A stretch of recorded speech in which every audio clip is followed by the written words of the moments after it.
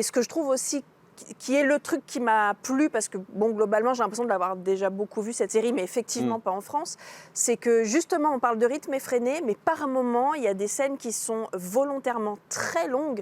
On peut avoir des 20 minutes de rapprochement très, très dangereux et très difficiles pour arriver à une cible.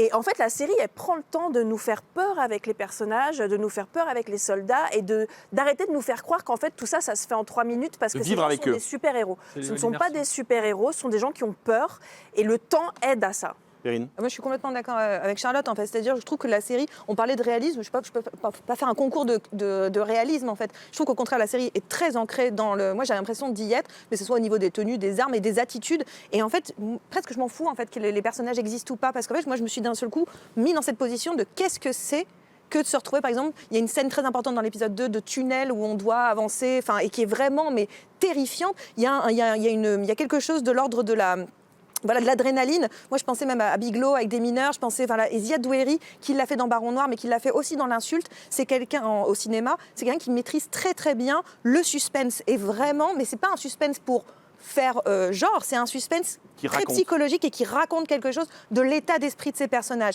Finalement, je ne sais pas qui c'est, mais comme le groupe est anonyme, mais le groupe, moi, je veux le voir comment il progresse et qu'est-ce qu'il ressent. Et je ressens le groupe. Et ça m'intéresse.